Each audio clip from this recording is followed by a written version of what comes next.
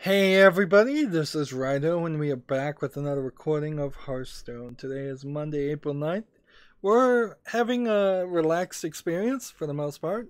Uh, Going through a decent amount of news. It seems like we're always going to have a decent amount of news. And we're just having to play cards.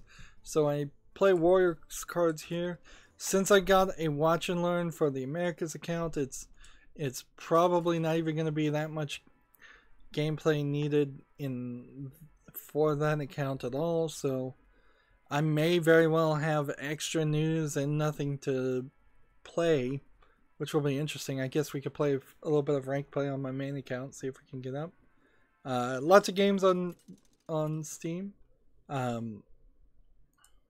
We have another one of these VR fake girlfriend games called VR Kanojo, Kanojo, of some general Asian country, I assume, because it certainly is an Asian girl. Summer Lesson was the game that really brought in these as concepts, and certainly has quickly expanded. Okay. So it's tagged with sexual content and nudity.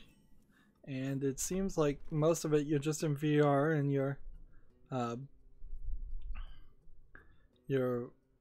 wow, that the girl just stood up from a chair while turning around and her bosoms bounced like crazy. The physics are completely off. So it's not even a high quality version of this. Anyways, it's $50, $49.99 to play this game, which probably is less than an hour long. They're like trying to tell you how to change the language, because I imagine it's in Japanese at first. There's 79 positive reviews. Let's look at the negative one. Let's see. Not recommended. It says it has the best setting for graphics than anything else than any other VR game I've tried so far. It costs too much though. 9.5 out of 10 would refund. Entire game is you're some weirdo in some girl's room which can't understand anything she's saying because she's Japanese, but there are glowing blue areas on her you can touch, and it makes the device control vibrate as if you're touching her. Let's go ahead and play this. As if you're touching her in real life. This would have been a positive if it wasn't for the insane price. Let's see. Next negative review. It is not worth anything. Should be free. Don't even if you can refund. It is horrid.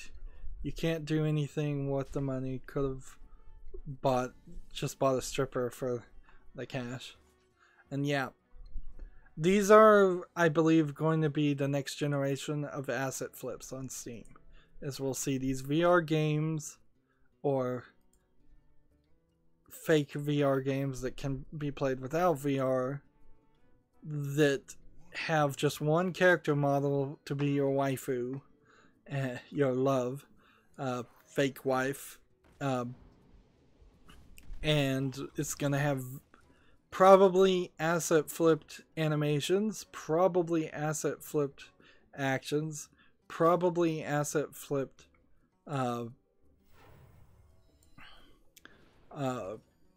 mouth movements and story, and maybe even audio. Like anything they can asset flip, they will asset flip, and anything they can't asset flip, you will see more of it. And then they'll throw in a bit of nudity and sexual suggestive content for a good measure, and then they'll jack up the price to $50 because it will be VR. It'll feel a little unique for about a year until people realize that not to do that, not to fall for it. And it seems like there's a lot of different people on Steam doing the same thing. Yeah, so it's not just one company. Let's see. Summer Games Done Quick announces its speedrun lineup. Let's see if we can kind of look at it. There's some controversy around Summer Games Done Quick, mostly that the money goes to, I think, a nonprofit, but then the nonprofit pays the people that run the Summer Games Done Quick, so they're kind of funneling and smuggling money.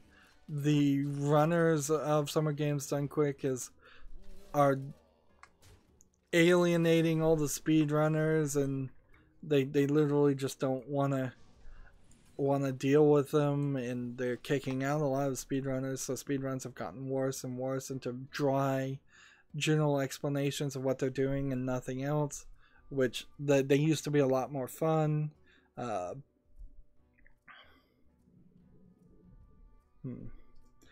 That being said, to give them some credit, the Games Done Quick, whether it's Awesome Games Done Quick or Summer Games Done Quick, which is the same company, seems to raise more money every year than most other charities completely. But they are getting worse and worse. Also, I would say that the speedruns aren't getting that unique either. They're struggling to find any kind of new game to play. They're struggling to find a reason to yet again do a speedrun for the Metroid Prime game, Ocarina of Time, things like that. Things that happen every year and are just slightly interesting the first time, but not that much. And this article from PC Gamer is so bad. Because it's just a link to their website to actually see the list. So here we can, let's see, we can go through this, but when do these episodes, when these air, if you're going to watch them live? I guess you just can't watch them live, or you just have to start at the beginning. So there's going to be 2 people playing ahead of time. One person playing a game called Amy, and then one person playing Animaniacs, and one playing Artie Lightfoot, and then a story about my uncle. These are in alphabetical order. So, like, the schedule is not getting any information here. Artie Lightfoot for the Super NES, Amy is for the PlayStation 3, Animaniacs for the Super NES. A story about my uncle, Axiom Verge, Bangai Oi for the Sega Dreamcast, Banjo Tooie, Batman Returns for the Super NES, Battletoads and Double Dragon for the Super NES. 2 people are playing that, so probably when there's 2 people playing it, it's going to be co-op. This is a bad Excel sheet merged together. Biomiracle Boku Upa for the Famicom, Bionic Commander, Bonk's Revenge. Let's switch over. Like, I guess if I have more news, I could come back and play some of these other quests. But let's switch over to the Americas account first and deal with that. Bonk's Revenge, Borderlands the pre-sequel, Bound. It's a little surprising that they would give you 2.5 hours of Borderlands the pre-sequel in co-op. Bound, Castlevania Bloodlines, Castlevania Circle of the Moon, Castlevania 3, Castlevania NES, Catherine, Celeste, Club Drive, Contra Shattered Soldier by 3 different people. It seems like they might be doing something different there. Hey, so I need to do both of these. Let's trade this one out. Win 5 games with the Hunter and Mage and destroy 40 minions. So I've really got to win. And while we're at it, I've got a lot of card packs to open. Cool Spot, Crash Bandicoot, Cuphead, Dark Souls, Dead Core, Deus Ex Mankind Divided, which might be an interesting speedrun, but I haven't played Mankind Divided, so it would also be full of speedrun spoilers. I do want to play Mankind Divided eventually. I would not be surprised if none of these card packs give me anything higher than rare.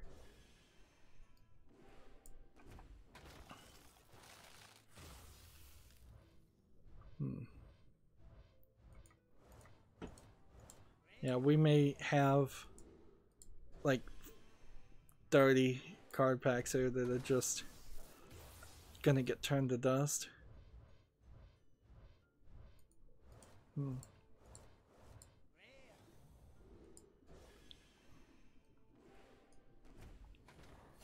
Why do I have so many card packs, I wonder? I may have had somebody watch and learn on me and give me a card pack too. Right. So, how many of those can be dusted? 24.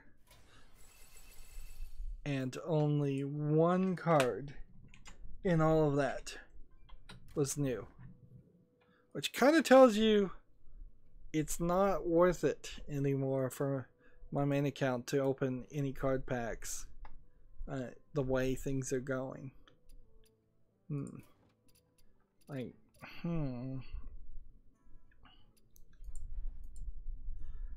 See, missing. Let's see if we can kind of confirm this. If we just look at missing and go to like Nixaramus, you're not missing anything. Goblins versus Gnomes, we'll just switch over to the last page. A lot of Goblins versus Gnomes cards I could get, certainly. Nothing is missing from Blackrock Mountain. A lot of Grand Tournament cards I could get. Nothing from League of Explorers, and some of that's just because it's the old expansions. A lot is missing from Old Gods, or about 10 pages. Nothing from Karazhan. About 10 pages of Gadgets in. It's like...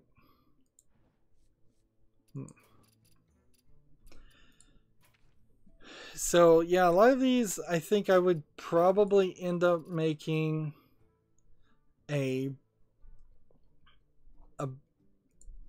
crazy effort to open 100 to 150 card packs in these new expansions to try to just narrow down the cards. I don't think I'd ever be able to do that or afford that.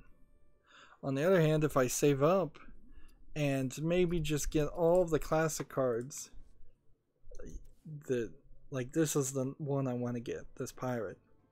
If I got all of the classic cards done and then started opening card packs here, maybe I'd get some classic legendaries that would turn into dust, and then we could use them to use dust to get other things. Maybe that would work.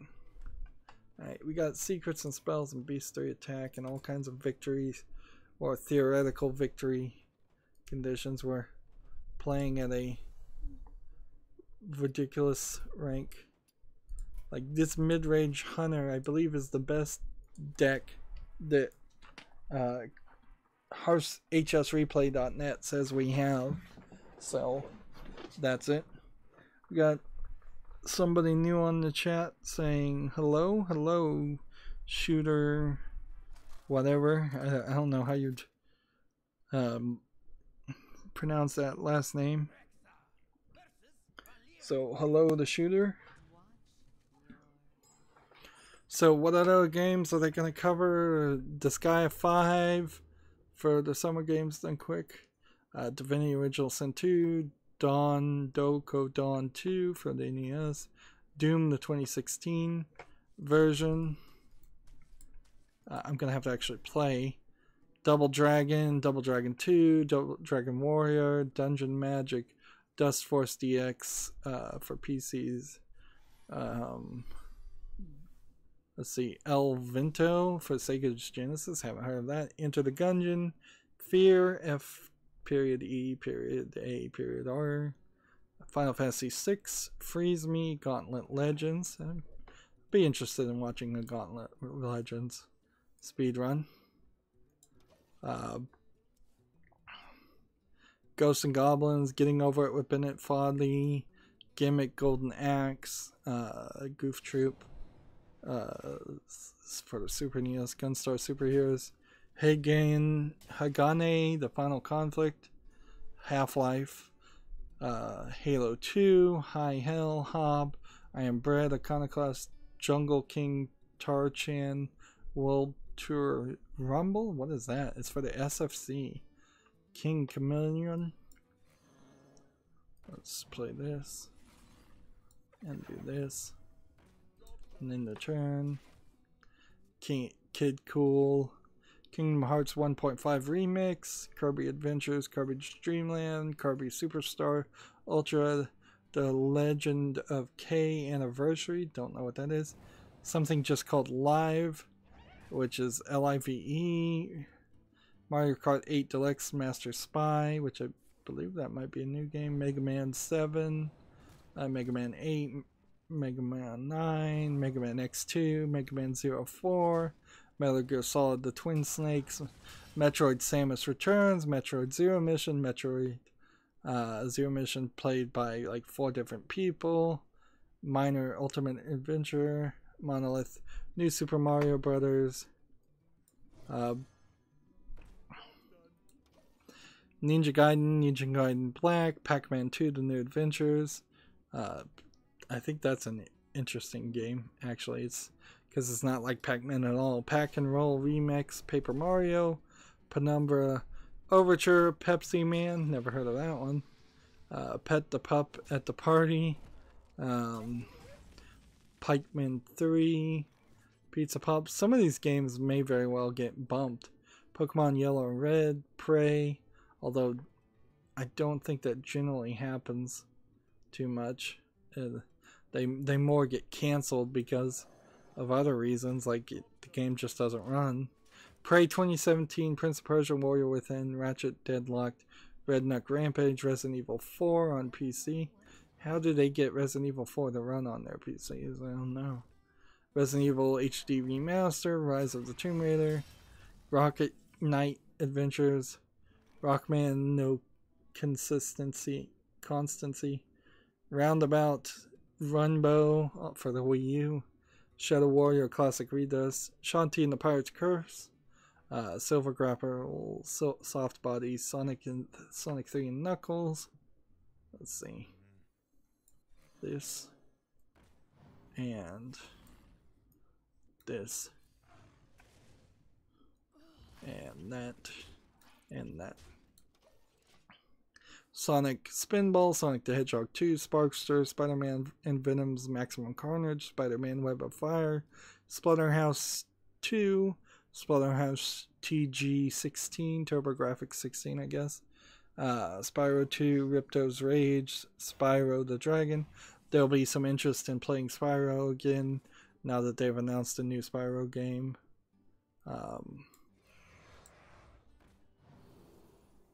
Let's see. 3 attack. And this.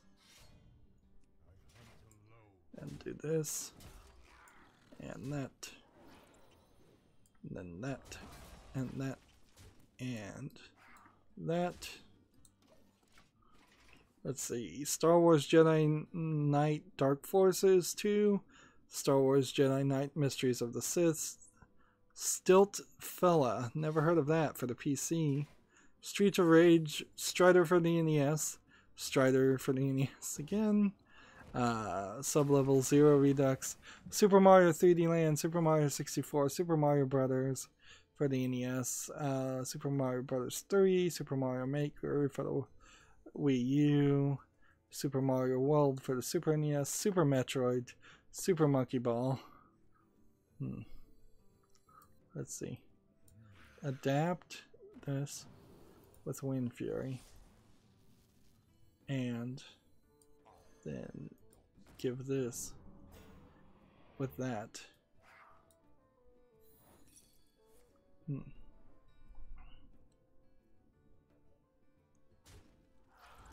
No! I totally screwed that up. Let's see. Super Monkey Ball 2, Super Smash TV, Super Star Wars, Sylvan Tale, TASBot plays Celeste, TASBot plays F-Zero. If you don't know what TASBot is, it's a tool-assisted speedrun program. TASBot plays Super Metroid, The Legend of Zelda. The TASBot runs will be interesting, certainly. Legend of Zelda for NES, and Legend of Zelda Four Swords, Legend of Zelda Majora's Mask, Legend of Zelda Ocarina of Time, Legend of Zelda Skyward Sword, Legend of Zelda The Wind Waker HD. So no less than 5 Legend of Zelda games are going to be done during this marathon of speedruns. Arguably, I would wonder if instead of just doing a marathon, they'd probably make less money if they didn't make it a marathon, because that's a tried and true way of doing things. But I wonder if they wouldn't make better content as a YouTube content creator, if that's what they wanted to be, if they simply just had one speedrun airing every day instead of what they do now, which is they put up some very poorly cut up edited versions on their YouTube channels after the event has happened, and it doesn't really do anything for anybody. Simpsons Hit and Run, Thief the Dark Project, Titan Souls. I think that might have been the game that I was talking about a few days ago, where you get a bow and arrow and have 1 life. Yeah, I do believe that is Titan Souls. I was trying to remember the name of it and couldn't remember.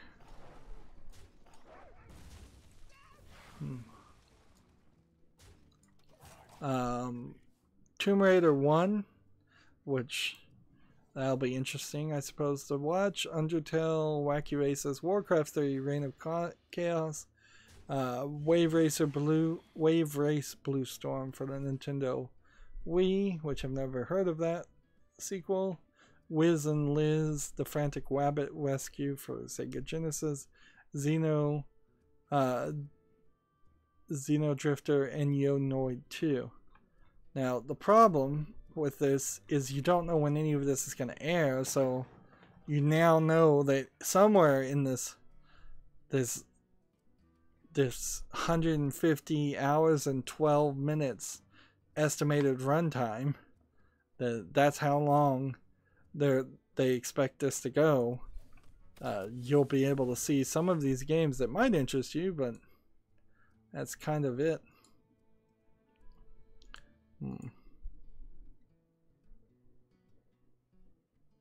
See, we don't need to do that. PC Gamer has an article called A Hitchhiking Adventure in GTA 5 Online.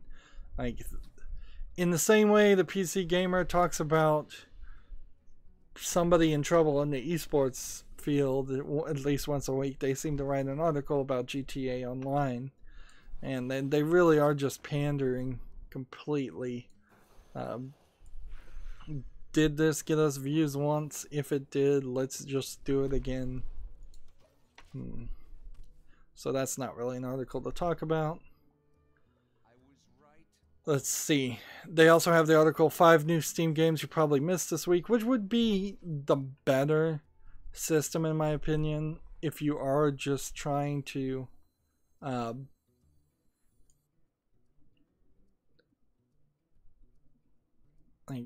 if you're absolutely just trying to see the best games and not the worst that come on Steam, letting them do the censoring and filtering so that you only see 5 games that came out in a week is probably the better thing. So what do they have? They have Techno Rhythm, which we already talked about, which I think Five Finger Death Punch is still a better game, and it's a lot cheaper. They have a game called Infernium. Let's watch the trailer on this. which apparently is either a game I talked about and have forgotten that I talked about it, or it's a game I didn't talk about. It came out April 3rd, so I'm just going to open that Steam page right now and see. They have a game called PWND. Did I talk about this game either? Jeez, how can so many games have come out that I missed when I'm looking theoretically at every single game? Let's do this and this, and we can do 4 damage if we do that, and then that, and then that, and then the turn. So either I haven't talked about this game. The next one is called The Day Online.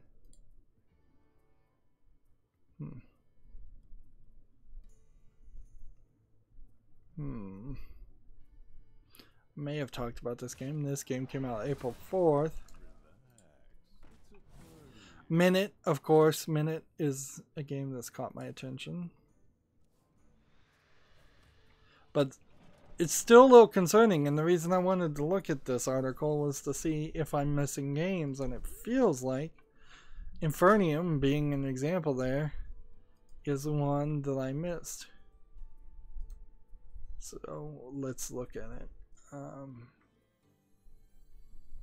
Adjacent minions have +1 damage.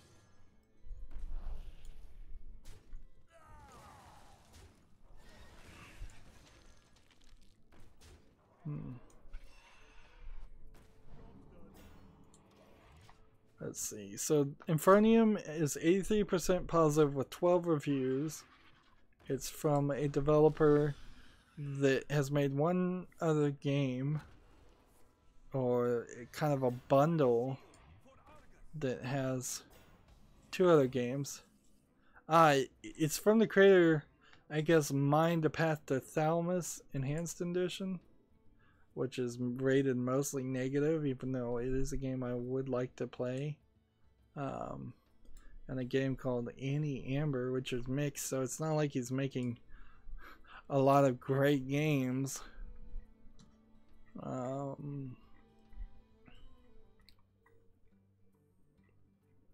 Let's look at the reviews. It's only 2 negative reviews, and neither one are in English.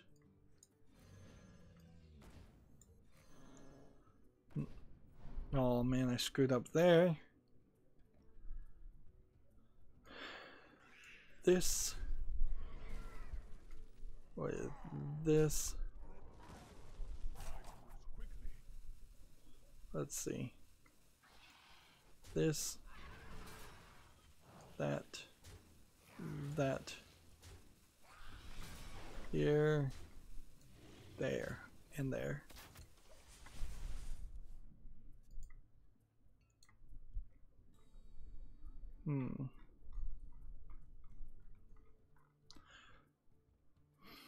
I have no idea what this game is. It says it's an adventure, indie, survival horror game.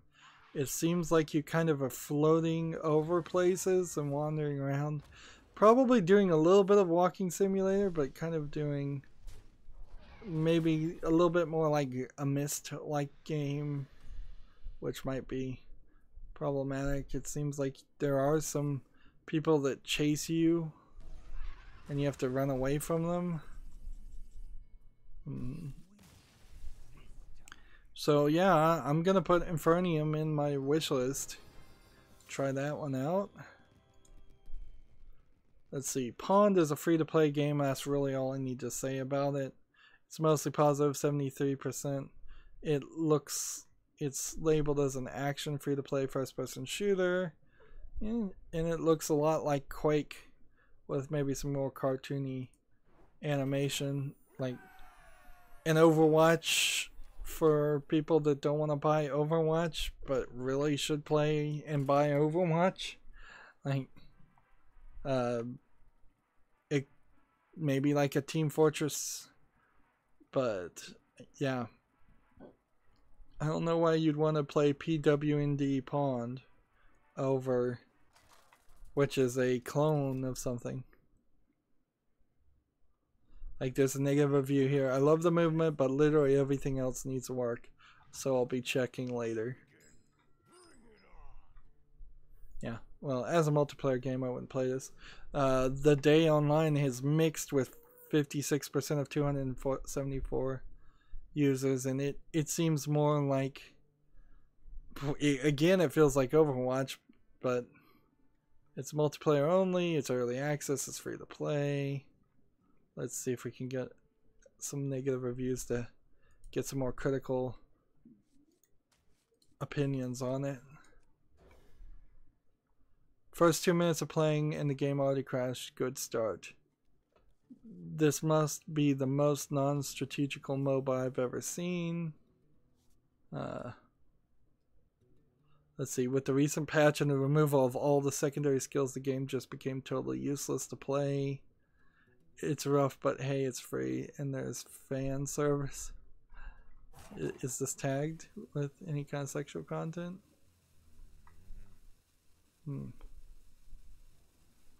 Not as far as I see.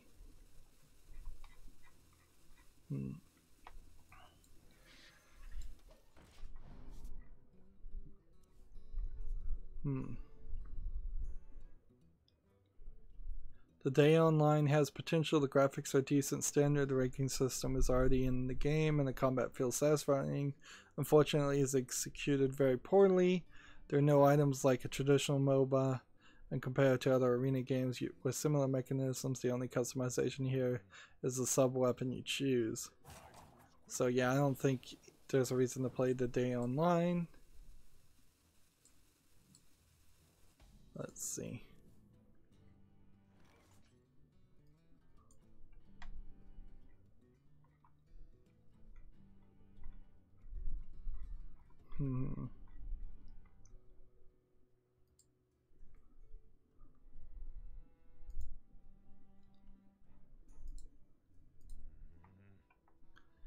Let's keep on playing. We're trying to win and kill minions at the same time. We need to get all the daily quests done on the Americas account today. If you're playing Hearthstone and you're on the Americas account, today is your last day to get packs. So do them all. Next game I have is called JQ:*Chemistry. It came out today. It has no reviews. It's apparently one of many games with JQ, so I wonder if this is just questions. It's a quiz game about chemistry elements. I see. That's what I thought. And I guess it doesn't look terrible. It does kind of look like it might be a cell phone port or something. No, there's nothing really here, though. It's probably not going to have any significant number of questions. 70 plus levels, 3 levels of dedication. Let's see. Yeah. And they want 59 cents for a chemistry question that has 510 achievements, which is far too many. So it's probably more about the achievements than anything else. So now it's time to come to the painful to my wallet element. I am at the Kickstarter page for the Myst 25th Anniversary Collection, a limited time, limited run opportunity to get exclusively packaged collections of all the Myst games only through Kickstarter. It has $253,316 from 1,261 backers and 44 days to go. Not a surprise. They're really just kind of doing a limited run. Including myself, there are a lot of fans of Myst out there. It's still a niche, certainly, of the video game industry.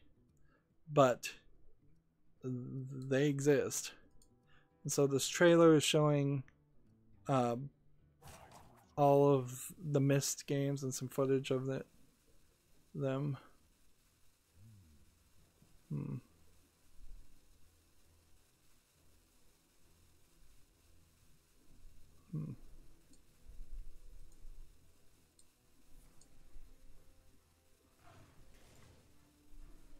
So let me zoom the page up and so we can get some actual details. To celebrate the 20th anniversary, like, seriously, these games will be available later, but the special packaging and artifacts will not be sold again. Let's see. You get all 7 Myst games together for the first time. Can they list all of these? That would be Myst, the Masterpiece Edition, I suppose. Riven, the sequel to Myst. Myst 3 Exiles. Myst 4 Revelations. Myst 5 End of Ages. Myst Uru, the Complete Chronicles. And Real Myst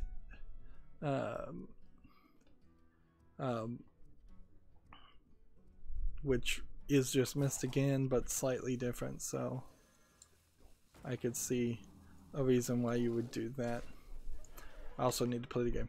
With the help of our friends at Good Old Games, the games have been upgraded to run on Windows 10. The Kickstarter will provide the entire collection in a special exclusive package, but the updated versions of the games will also make their way to digital download services, starting with Good Old Games as automatic updates. So the special artifacts only on Kickstarter. We've joined forces with Idea Planet, a unique group of talented folks, to make realistic video game artifacts that, wow, chances are you've never seen. You've seen or have some of their really cool collector's editions. So you get the linking book. The core to the collector's edition will be a Myst linking book. The bookmaker tier book will have a die-cut window through which you can see art from the game's DVD sleeves. So it's going to look like a book, but it's really going to be a box with the game's DVD sleeves poking through the window. At the maintainer tier and above, the book will include an active 800 by 480 digital screen with a video flying through the games.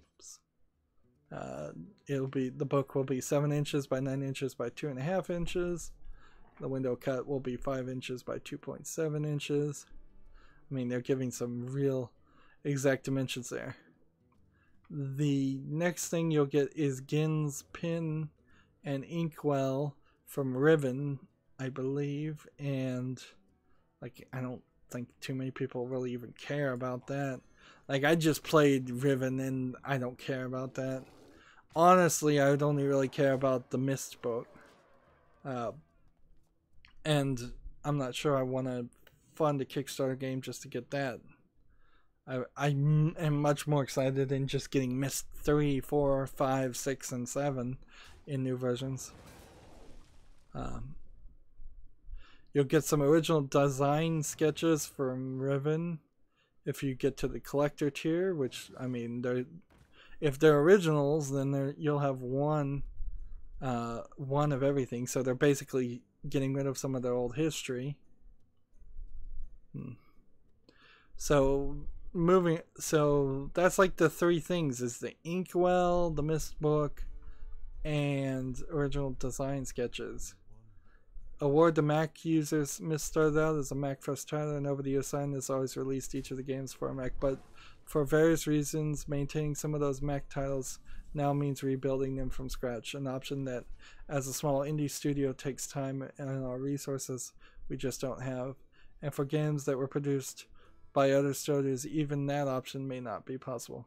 Although most games in the Anniversary Collection are not compatible with Mac OS, Sign would continue the work to update and rebuild some of the Mac titles and explore other options to try to make more of the games playable on the Mac in the future. Which, that's an interesting thing to say, because Apple recently is giving some indication that they're going to try and get away from Intel processors to the point where it's very possible that the current PC compatible software that runs on a modern Apple computer won't run at all, and everything will have to be updated yet again. And in the old days, like the Apple II computer, they didn't run on Intel processors either, so, or a standard 386 type processor. So even if they did try to support Apple may make that very difficult. The next paragraph on this Kickstarter: why is $247,500 the target amount? To deliver a high-quality Mist Collector's Edition at a reasonable price, we have a minimum number of orders. Based on the quotes from the design, tooling, and manufacturing, we've calculated we need at least 25,000 orders at the $99 tier or above. So 25,000 times 99 equals that much. So if you get the reward tier of Archivist for $49, you get to download all the games.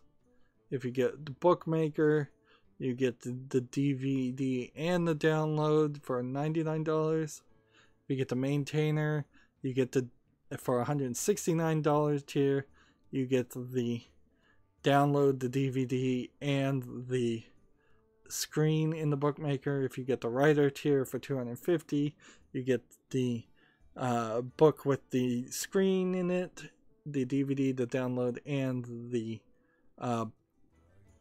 ink pen, Gin's Inkwell. Again, a very uninteresting item, in my opinion. Let's see. Let's hit this and this. And like for the $1,000 tier, collector tier, you get to download the DVD, the Mist book with the screen, Gin's Inkwell, and the original artwork. Let's see. Shipping and fulfillment, they say, is through Blue Box, I guess. Unfortunately, shipping costings have skyrocketed over 7 years to help ensure shipping is as high quality and low cost as possible. We have partnered with Black Box, is what it's called, who has globally positioned facilities to help minimize fees and VAT. Additionally, we've simplified the rate structure and even subsidized shipping rates in many cases. Please note that shipping costs when you select your pledge level. And then it says, thanks Adam Conover from Adam Ruins Everything, because he's a big Mist fan.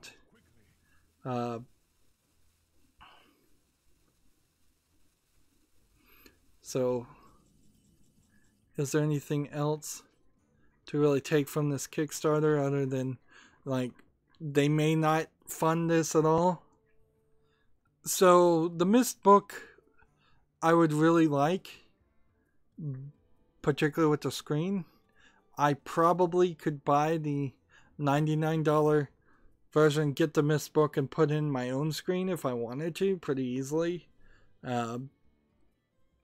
Instead of paying another $70 to have somebody else do it. But none of it really is worth anything to me. Like, this is making it a lot easier on me, because I thought they were going to have something very interesting. And oddly, the thing they're missing is the Mist books. There were 3 Mist books that are just not coming as part of this. I guess over here it says Digital Mist Book Extra, USB accessible content. And what do you get? How do you get the digital Mist book? If you pledge,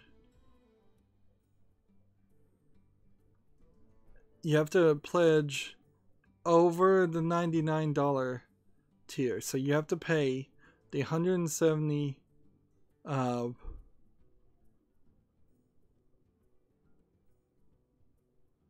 So you have to pay the $170 tier to get the books. And they don't even talk about that. Interesting.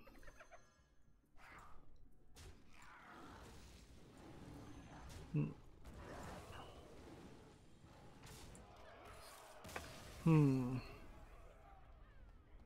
if you pledge $1 or more, you get nothing. So there's a tier to give them $1 for no reason. Hey, look at that. We're up to rank 21. That's nice. Keep on playing.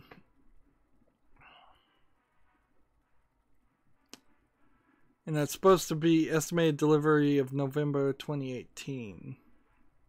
So here's the real question that's not getting answered. If you already own some of these games, are you going to get the updated patched version, or are you just getting left in the dust?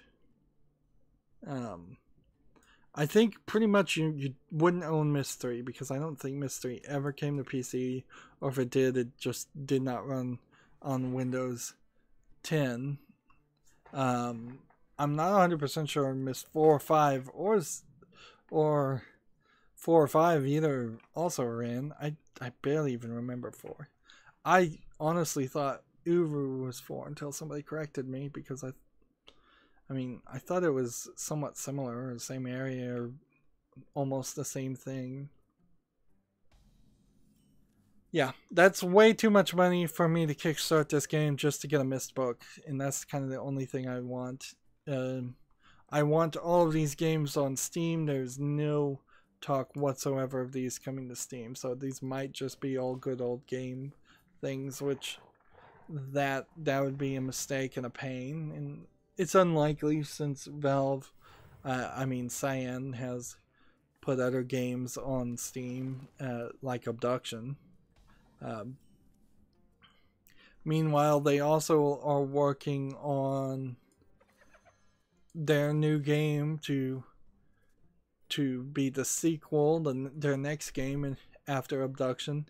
But then they also oddly added more content to Abduction, and I have a video that I haven't scheduled to go out where I go back to Abduction after playing it in the beta, and it's like,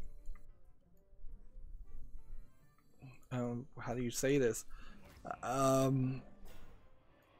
It's new content. It's like totally brand new areas. Things that weren't there are now there, and it seems so crazy that you would release a game like that. It's not super important content. It's not super special, but it's something for a game designed around the idea of constantly wandering around and seeing if there are any secrets. To have large sections of the map just appear out of nowhere implies that there are new secrets, new puzzles. There really aren't. Anyways, PC Gamer has an article. The Witcher 3 mod painstakingly recreates the UI and heads-up display from the E3 2014 demo. I don't see any reason why you'd specifically want that. Like, there have been a few instances, I imagine, of like seeing things in demos and getting overly obsessed with those things, but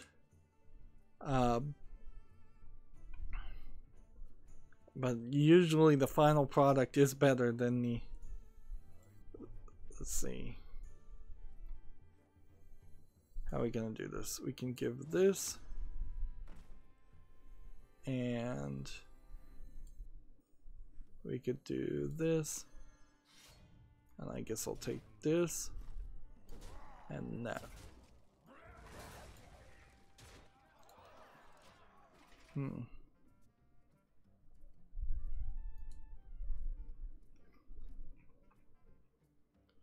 Yeah, I don't really see a reason why you'd want to turn it to a different menu. to be fair, Witcher 3's menu is very complicated with a lot of stuff in it, but turning it to an older version of that menu doesn't help anything. Moving on, PC Gamer has a different article. Ex-Grand Theft Auto producer suffers setback in $150 million lawsuit against Rockstar.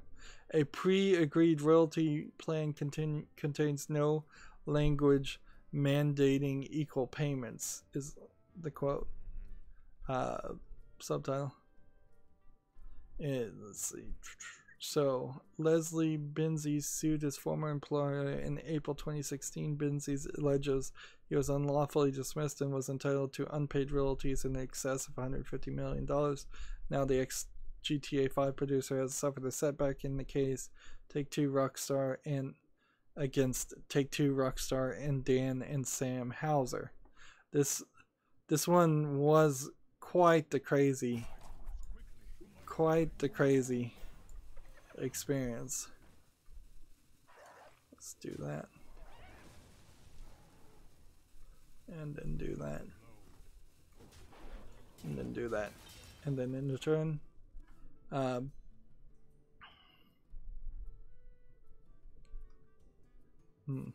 New York Supreme Court has ruled that despite the seemingly warm exchanges between Benzie and his ex-employees recorded here, there's a link to, I guess, the recording. These exchanges weren't enough to establish the special circumstances that might give rise to a fiduciary relationship to warrant the equal share Benzie's claims he's owned. Which that seemed like that was going to be more than likely the case.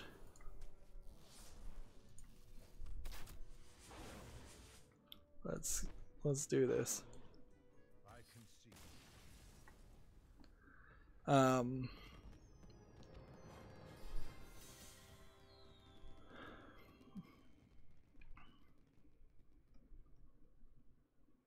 court has denied or dismissed several of Benzie's claims in the absence of a fiduciary relationship. The claims for aiding and abetting the breach of fiduciary duty, constructive fraud, and negligent misrepresentation cannot stand, states the court's opinion. Court has also stated that the 2009 royalty plan contains no language mandating equal payments, meaning Benzie's likely won't get the full royalty payout he's hoping for, but the court has also let several parts of the lawsuit continue. So, a bit of a setback. And maybe a very good reason why we haven't seen GTA 6. Like, it's been quite a long time that it should be in development. It kind of has to be the best game ever, since GTA 5 is the best game ever. And I know they're doing GTA Online right now, but GTA 6 needs to be in development. They need to come out with some announcements. I wouldn't be surprised if something was shown at E3, if not a full announcement. But maybe this lawsuit's making that difficult. Moving on, Gamasutra has an article that the Leap Motion has revealed an open source North Star augmented reality headset. The last thing we probably need is another VR or AR headset, but I think augmented reality probably is the way to go if you were going to do that, because there's less competition in that field. Let's see.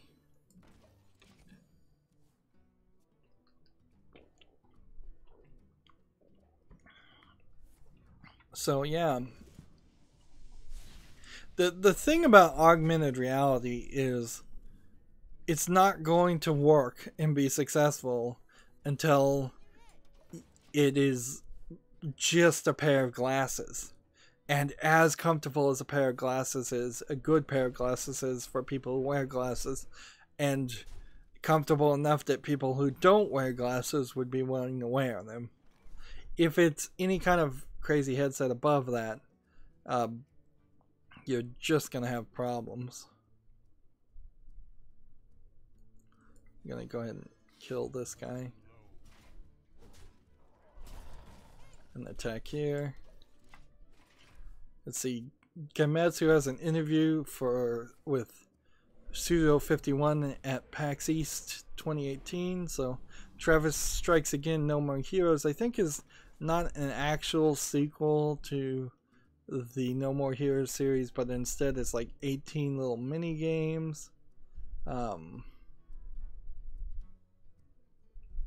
But oddly, is Pseudo saying that it's about as long as No More Heroes 1 or 2, which I don't believe that's really the case, because there was a lot of mini games and grinding you had to do in No More Heroes 1, and that's just not what this game is. So if you want to see that interview that's there, let's see.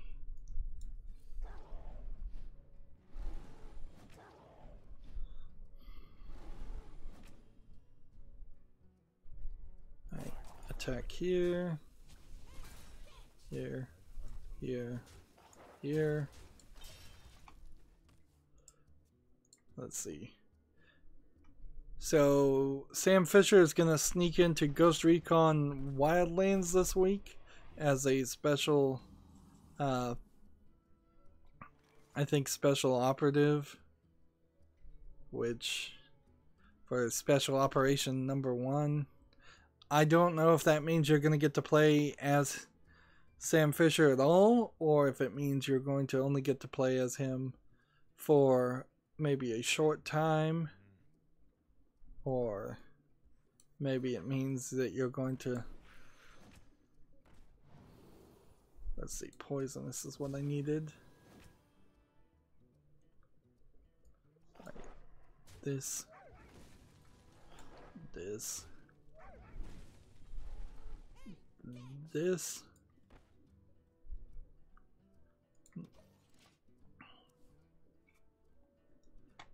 So yeah, I guess if you're playing Ghost Recon Wildlands, which I guess is not, that's not the one where it's a multiplayer game. Like, this is a totally different game that I've totally forgotten about or never heard of.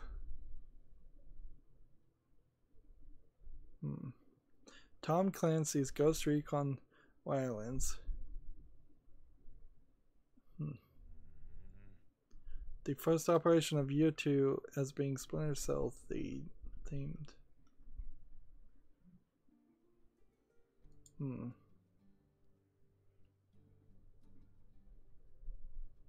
So can you even play this game on Steam?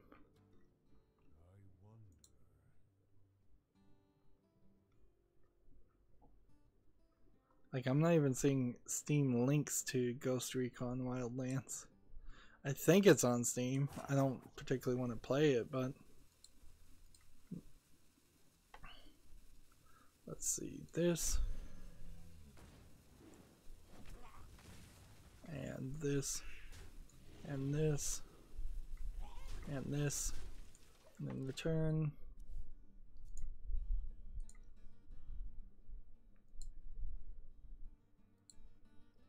Alright, moving on then, I guess.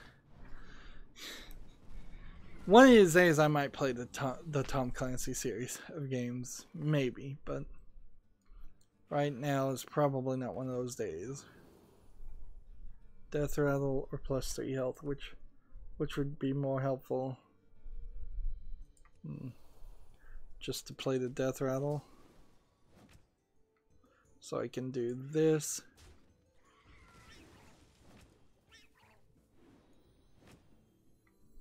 So I can play this. There we go.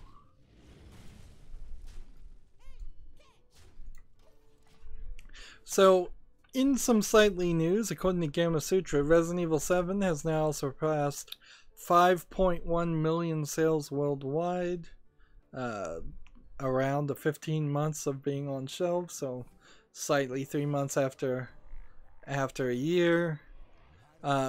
Horror games, horror survival games are always a little bit of a niche, so the fact that it's successful, the fact that we're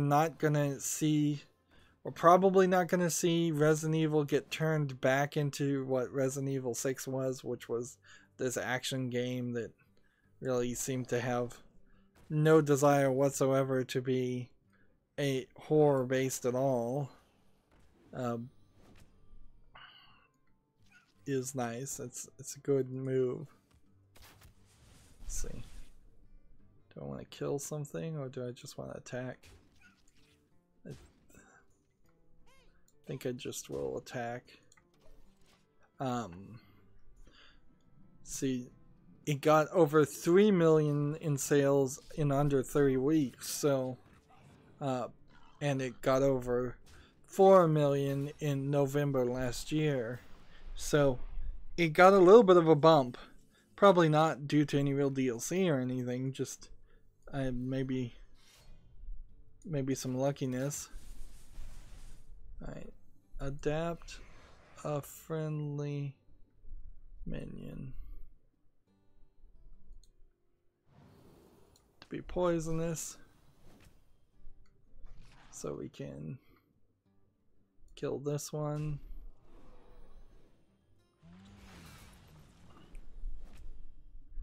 And let's see.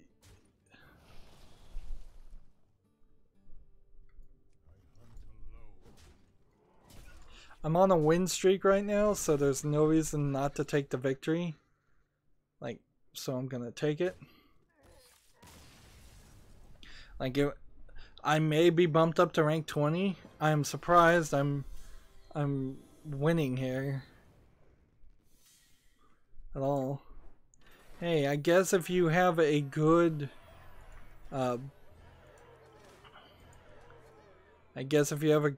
deck, you're doing well.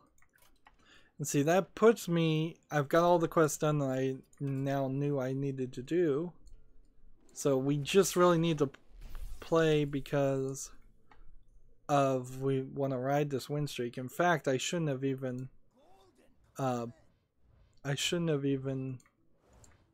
left. I should have kept the streak going and played.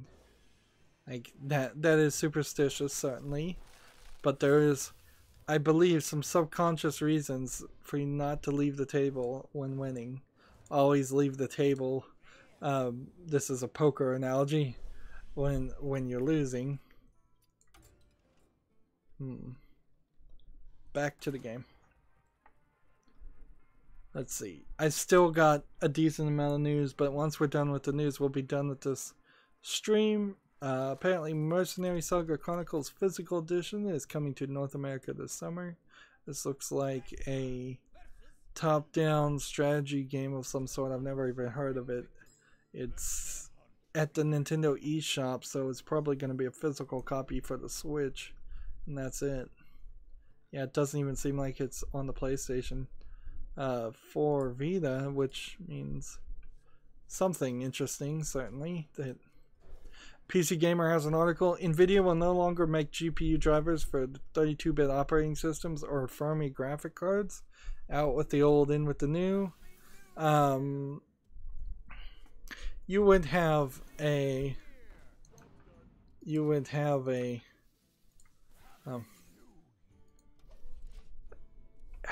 pretty old system if you're still running a 32-bit operating system. The only thing I can think of that still maybe is running a 32-bit operating system are like Raspberry Pis, which don't have enough RAM in them to even make sense, and even they are thinking about going to 64-bit. Seems like NVIDIA is going to continue to support with security updates until January 2019. As far as Fermi cards, I don't think anybody really would have a Fermi card anyways. Time to update. Like, it's really the wrong time to make this announcement considering how expensive your NVIDIA's video cards are right now. Because if you did have a 32-bit operating system and a Fermi card and needed to update and wanted to get a modern 1060 or something, you're going to be spending maybe $100 extra over what it should be.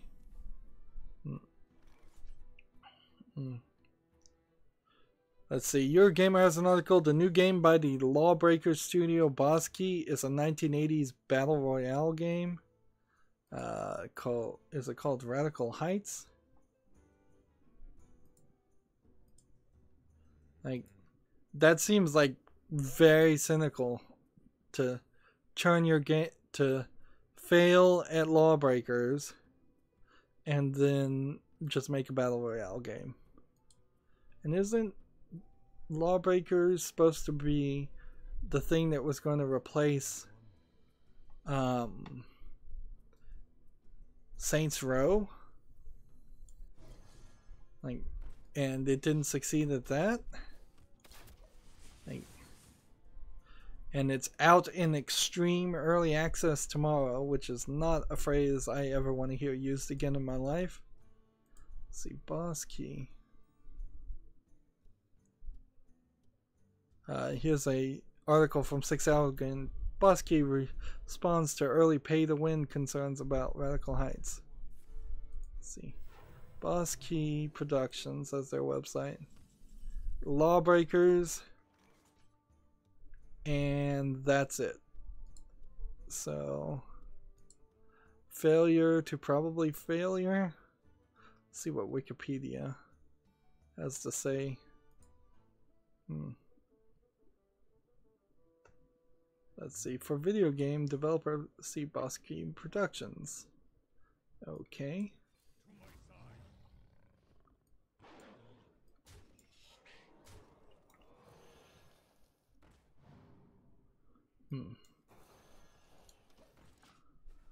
A video game development studio based in Raleigh, North Carolina, founded in 2014 by Cliff Bleszinski. Oh, I see. I see what's going on. Cliff Bleszinski cannot make a good game. He got lucky with Gears of War. He doesn't have the rights to Gears of War. And he hasn't been able to make anything interesting.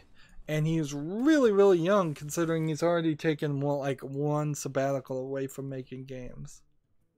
Let's see. And their Wikipedia page barely has anything on it. Anyways, Cliff Bleszinski. He worked for Epic Games between 1992 and 2012. And let's see. He made his first game in 1991 was The Palace of Deceit, Dare to Dream, Jazz Jackrabbit, Unreal Tournament. See, he kind of made the Unreal Engine.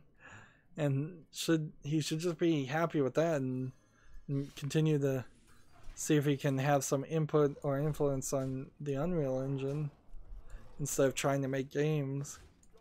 Unreal Tournament 24, Unreal Championship 2, the Laundry Conflict, Gears of War in 2006, Gears of War 2008, Shadow Complex in 2009. I didn't realize he was involved in that. Bulletstorm in 2011. That's when it starts to go downhill. Bulletstorm had some really bad writing right about this point. So 2006 was Gears of War 2, when the bro culture was fine in video games and embraced. By 2011, the bro culture was no longer acceptable, and it was being labeled as toxic masculinity. And I think that may very well just kill so much of like Cliff Bleszinski and probably a lot of other game developers. Let's see. Apparently he was a co-designer of an arena stage in Superhot. He worked on Gears of War 3 in 2011 and then Lawbreakers. Like there's a 5-year gap between Gears of War 3 and Superhot in 2016. Lawbreakers in 2017, Radical Heights. He was a consultant in the 2006 movie Stay Alive, which I believe was based on a video game. How am I gonna survive this?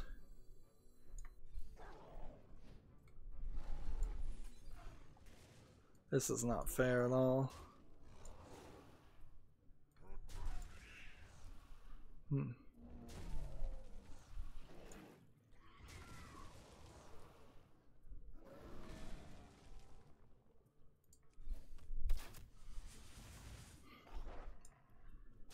That's why you don't break the streak. Right there. That's why you don't break the streak. He was in various Mega 64 skits. He was in Jake Amir, Sonic for Hire, Video Game High School Season 2 Episode 1. Interesting. He must have just had a walk-on. Video Games The Movie 2014. He was on the Jimquisition episode, and he's in Gears of War to be announced as a executive producer or movie consultant. What was that ding? You get a friend request,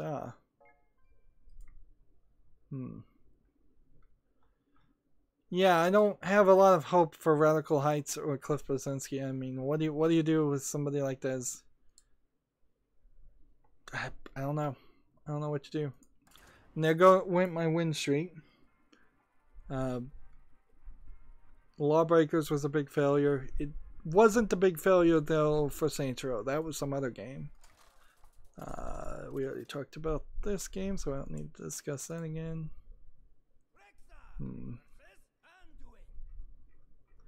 Like, Gamma Sutra allows a lot of people to blog on their website, so there's a recap of the roundtable for localization. It's just called Recap of Our Roundtable at GDC. Localization Roundtable at GDC presented by the IGDA, which will be interesting certainly because localization and censorship often end up feeling very similar. The Seafaring Survival game Raft is coming to Steam next month.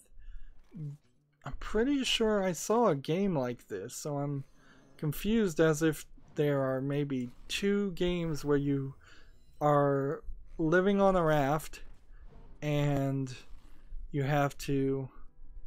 No, this was that game that I've seen other people play, so they must have just been either playing it in some kind of special early access or it's been available on something besides Steam. So you start up on this one raft and you have to build a floating platoon. Seems like you can jump in the water and swim now, which I don't believe it was. It was released as a free prototype on itch in 2016. Like, I don't know. It's just like The Forest. Like, in my head, I don't think people now, after seeing so many other people play the game Raft, I don't think anybody's gonna be interested in seeing it or playing it. But I guess I'll maybe follow it and just keep an eye on it. These games that come out too early, they burn bright and then they don't get any sales. Or at least that's my perception. I guess I could be totally wrong. It might be that Raft gets way more sales than it deserves because of the 3 or 4 months that people were playing that game nearly 6 months ago. PC Gamer has an article, Hack the Deep Web and Hide from Hitman, in an offbeat horror game called Welcome to the Game 2. Let's see. It's on Steam for $10 right now. At least it's not one of these PC Gamer articles about a game that's not even available.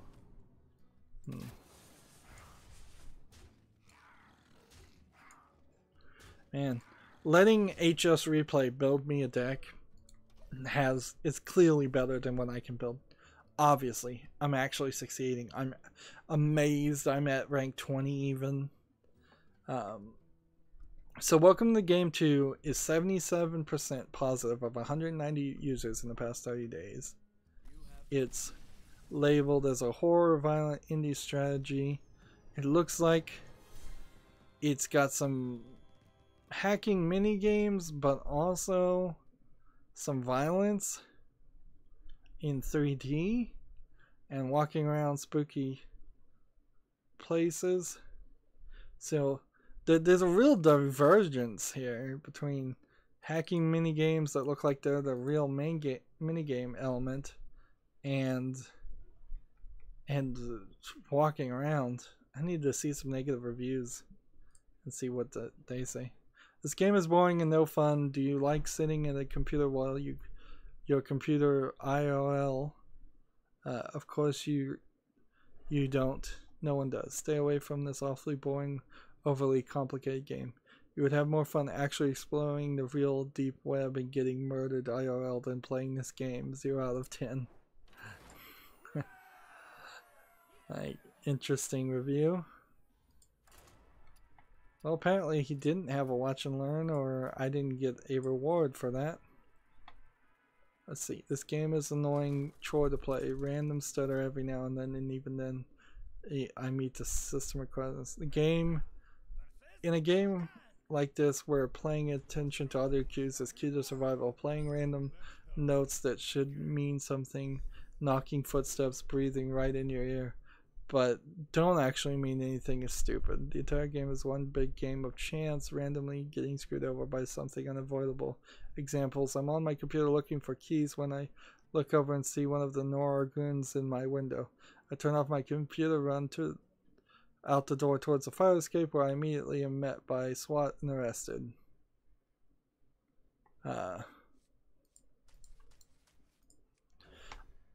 Next review says, long, boring, and annoying. The one was cool, fast, and challenging.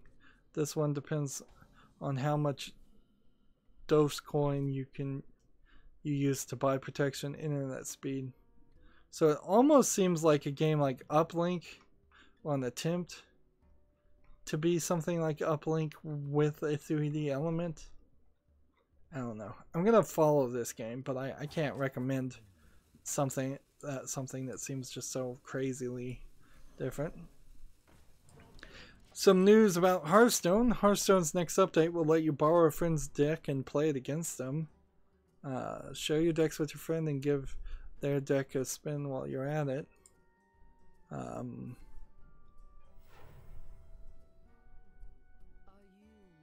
So that's kind of cool.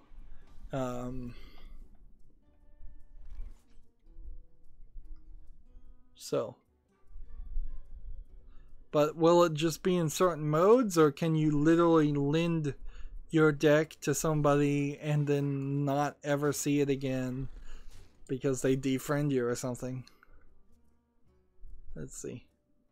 If you're challenging another player, or maybe you're new to the game, you don't have a lot of decks, or you just want to help somebody playtest, you can hit the borrowed decks and they'll get a little dialog box.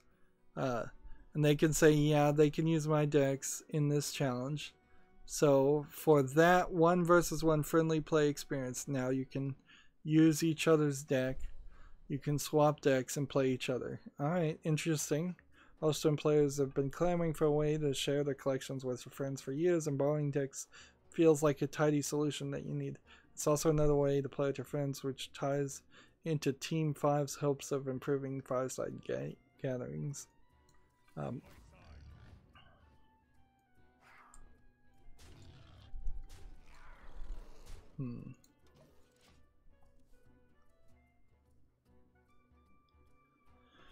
So yeah, that seems like if you can only use it for that one game, that's fine. And I assume you probably could even borrow the deck and play with the deck at the same time.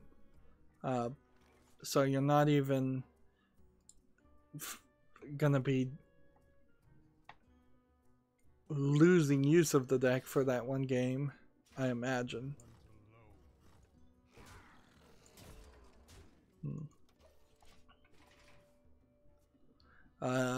Gematsu has an article. Final Fantasy 15 4-episode DLC, The Dawn of the Future, has been announced, plus so some more. It seems like there's episode 1, episode side story, episode 2, and episode 3. Final Fantasy 15 is already available for PS4, Xbox One, and PC. So some more DLC for Final Fantasy 15. Metal Slug XX is coming to the PlayStation 4 this summer. An updated version of Metal Slug 7, Metal Slug XX, was released for the PSP in 2009. It added co-op, multiplayer, and downloadable content. The game was later released on Xbox 360 via Xbox Live Arcade, so the game now for a third time is getting re-released. Interesting. This, and end.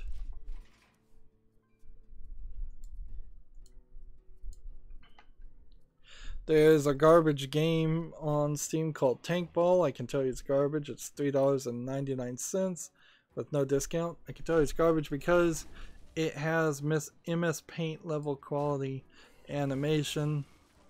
Nothing really needed to be said there. No reviews. Burn through some of these bad games going forward. Let's see. Disgaea 5 Complete is due May. It's going to come out on PC, and I believe, yeah, May 7th. So, I'll want that. Like, if I was going to play the Disgaea series, I am going to probably have to at least think about playing Disgaea 1, 2, and 3, and 4 first. I know 2 is on PC. It's possible that 1 and 3 aren't and 4 isn't. So I should do some more research. I mentioned 4X games last stream, and I was like, what are 4X games? Apparently 4X games are games, a genre that I have forgotten. It's the explore, expand, exploit, and exterminate games. So none of those are really X's because they don't start with an X. But let's ignore that for a second.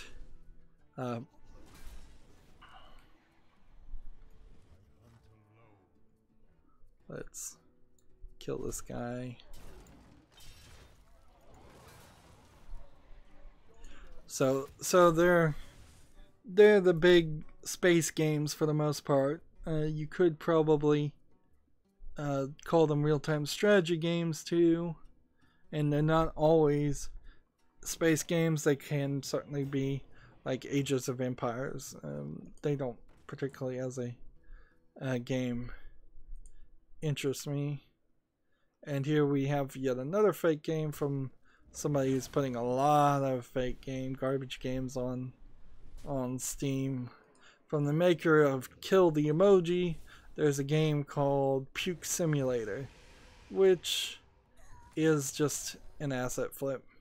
It looks like it isn't an asset flip, but it's, if somebody didn't asset flip, then I'd feel like they wasted their time. It's almost certainly an asset flip. Maybe one of the best looking asset flips I've ever seen. Let's see, dude. There are 4 reviews. Let's look at the 2 negative ones. More like a walking simulator, some puke would randomly fly out when starting a single player game, and then that was it. Couldn't get any more puke to fly out.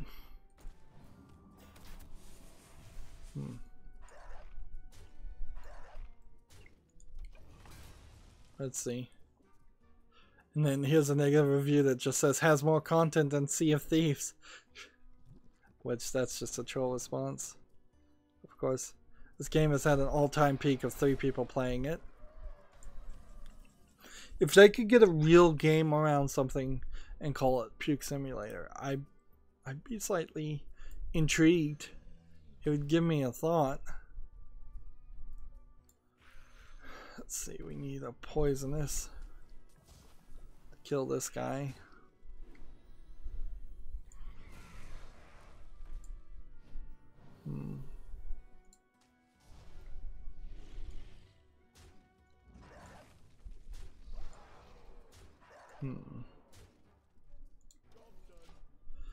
Let's see. Night Dive Studio shared its source code for System Shock on Mac. I guess that'll be interesting to people who want to look at that and potentially try and get the old System Shock to run a little bit better on Steam. Well, Mac versions, Mac operating systems. And I'm at the Humble store, so the Humble Indie Bundle ends in about 16 hours. And did they unlock anything new? No. And I'm still in no point where I can budget to buy anything. But if somebody wants to buy some Steam codes and direct message them to me on Twitter, I would more than appreciate that. Helps the collection get larger so I have more variety of games to cover. And that leaves us back to Twitter and one more game, I imagine, and then that'll be the end of the stream. Pretty good stream. If I wasn't winning right now, I'd be playing on the Asian or European account and trying to get one of those daily quests done that are extra. But since I'm winning and since those need to be traded out anyways, this is the best thing to do. Let's see.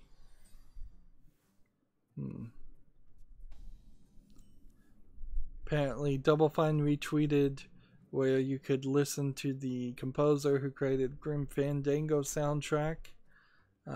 He's doing the Jazz of Grim Fandango concert, and you can buy tickets. So I bet that's in California. Let's just end our turn here.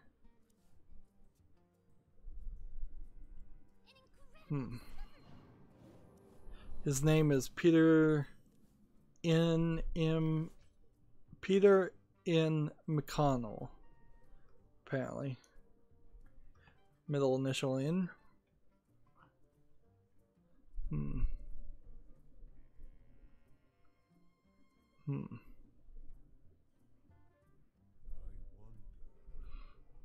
Gotta keep playing.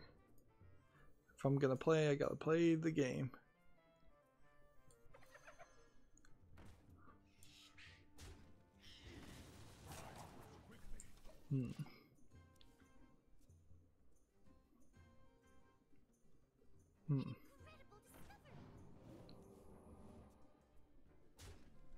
So I'm scrolling down Twitter now and trying to see if any new news has happened.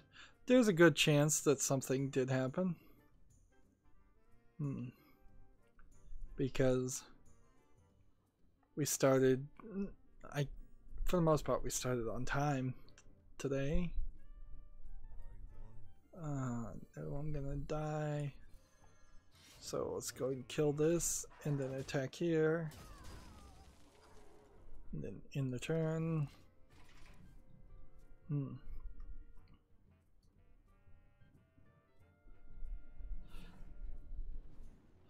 YouTube creator posted, in case you missed it, Madonna and Kim Kardashian dropped by the YouTube Space LA to tell their beauty stories. So yeah, again, like, that's YouTube. We don't want to support the YouTube creators. We would rather cut off their money sources and give it to Madonna and Kim Kardashian. Like, Madonna and Kim Kardashian are going to stop doing their TV and music and movie and acting careers or whatever they want to do this week and become YouTube content creators. And, like, that's going to bring people week to week to YouTube. It's ridiculous.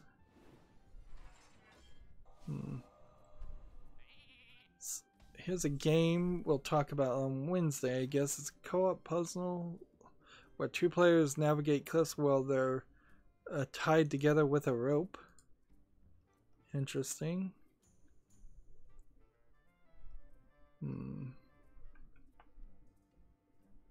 What I want to do here. Let's play this. do that.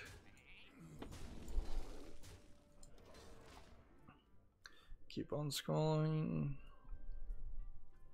Ys 8 launches for PC on April 16th. I don't think there's really anything else that needs to be said there. Portable fort sprouting grenades are coming to Fortnite. Interesting idea. I don't really need to talk about that. Let's see. Ys 8 Lacrimosa of Dana for Steam will be available on Steam, and Good Old Games will be available on April 16th, sorry. Get the actual date right. Let's go ahead and kill this. And adapt a friendly beast. Wind Fury.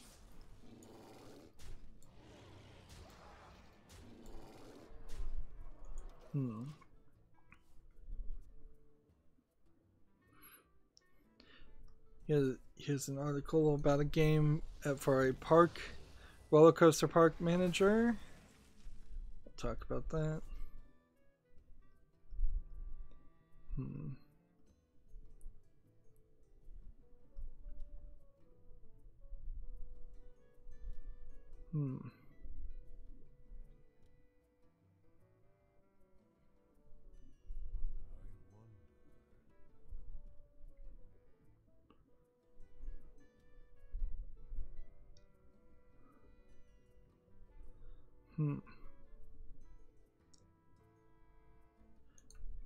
Here's a game called Lamplight that I've never heard of. You gotta keep playing, do this.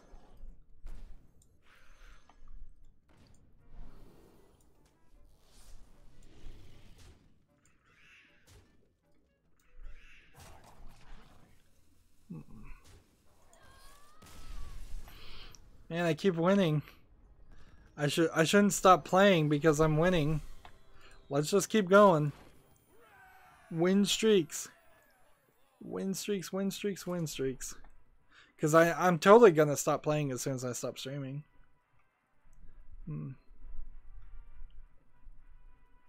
So we'll do one more game as I'm scrolling down Twitter.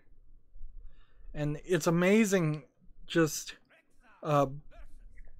how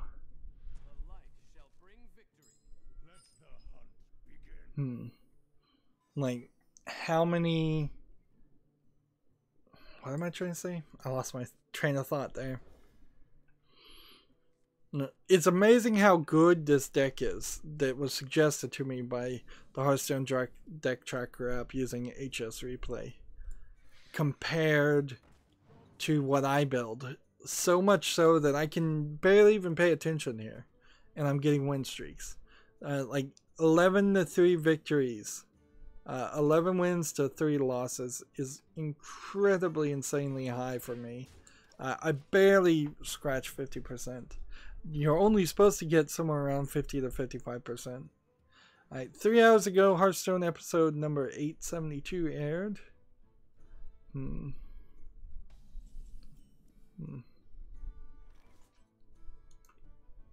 Here's an article we might talk about. Wednesday. Hand of Fate 2 just got better with a free endless mode and new content. Well, that's good. I plan to eventually get around to playing Hand of Fate 2.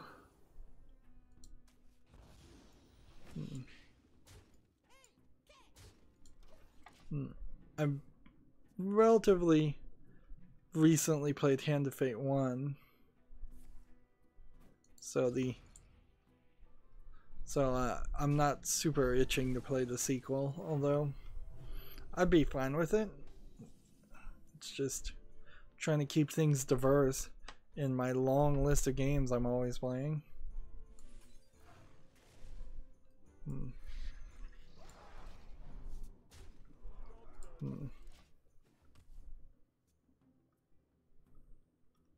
Like Resident Evil 5, Biohazard 5, Episode 1 just aired 4 hours ago on my channel. Wow. There is a big split between what I'm recording now and what is airing. And that split's only getting bigger and bigger.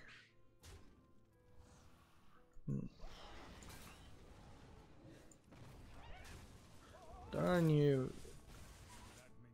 Darn you, darn you, darn you. So yeah, starting today you can start watching me play RE5. I like RE5 alright. It's not as good as RE4. You'll hear me say that a lot probably in that series. But it was a decent experience. Pretty long experience too. And see, we started streaming 4 hours ago, which probably tells me that there actually isn't any new news beyond that. With the exception of what's on Steam, which comes in little bursts of when new games get announced or come out, there's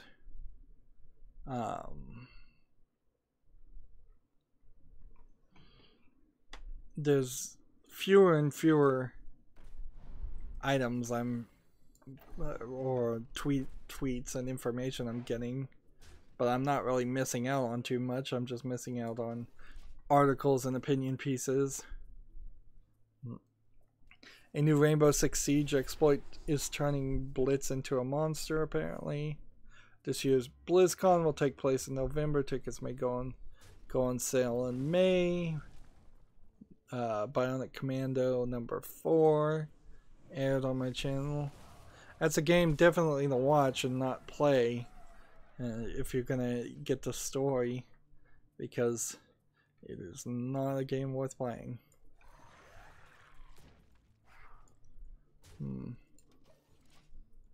Fallout New California, the Fallout New Vegas prequel mod, has entered its beta phase. We'll maybe talk about that a little bit more Wednesday.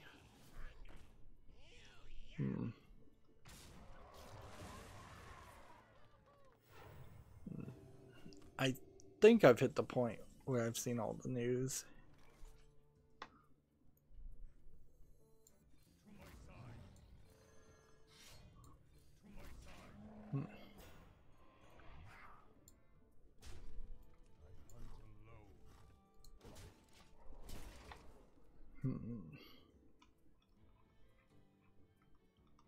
Yeah, I'm not seeing anything new, which is fine.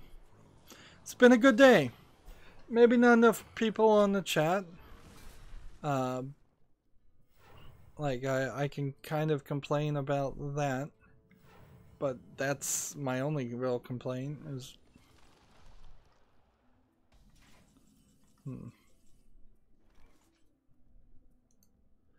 See, now I'm starting to scroll down further, and apparently I missed a gap of things.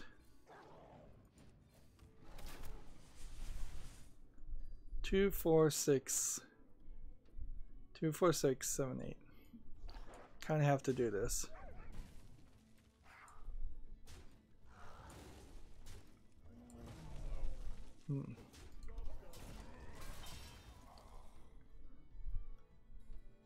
So yeah, I'll have a couple games to mention.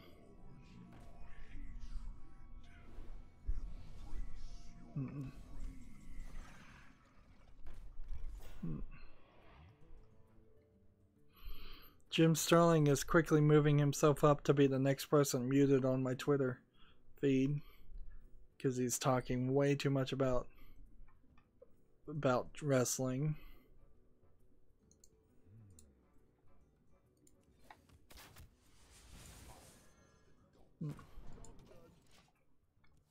So who's gonna win?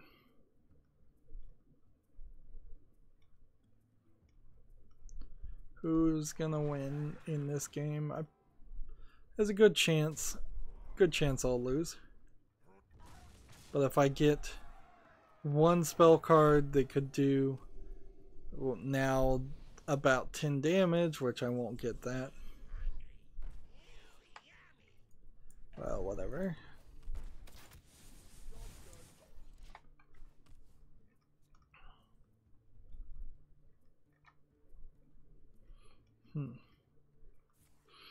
I imagine we won't have any big news.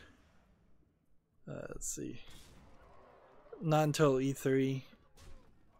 My plan, my very loose tentative plan right now, is to try and stream as much as the E3 that I'm awake for. I will not be wasting too much time on the stupid fake live stream that not Double Fine, but Devolver Digital does. Like, I'll probably watch the first skit on that, and that's about it. But I'm not gonna stick with it and like I did last year and go several hours watching garbage. I imagine we're going to probably just live stream all of it, and maybe just all of it as its original content. I don't think we're going to be doing too much Hearthstone at all. If I am even playing Hearthstone, it may very well just be on the side screen where nobody else can see it but me. Just because, frankly, people either claim it or they don't claim it. And when Nintendo claimed content that they clearly didn't own, it didn't matter. Like, they just claimed it. They just make illegal false claims and they get away with it. And there's really nothing I can do short of forcing them to sue me to then counter the lawsuit, which is not something that's reasonable to do. Man, there's so much on my Twitter feed I missed. What did I do this morning? Like, I scrolled down my Twitter feed and I think it's just changing on me half the time. There's entire, like, I have almost as many tabs open now for Wednesday as I did starting the stream today. And that's pretty crazy. I'm just on a web browser on Twitter, so somebody let me know if there's some kind of trick now to get your Twitter feed to actually to make sure it shows you every content in a chronological order. Alright, well, that's it for this stream. We did it. We've got on all the things we need to do. We don't have a pack over here to open. We'll have a bunch of packs open in the next record when the expansion comes out. That's it for the stream. As always, I ask you to like, share, subscribe, comment, and watch every second of my videos. If you want a friend or follow me on any social media sites, there's a whole bunch of links down below in the description box. If you want to support me even further, gift me a game on Steam. Thank you for watching. Have a good evening.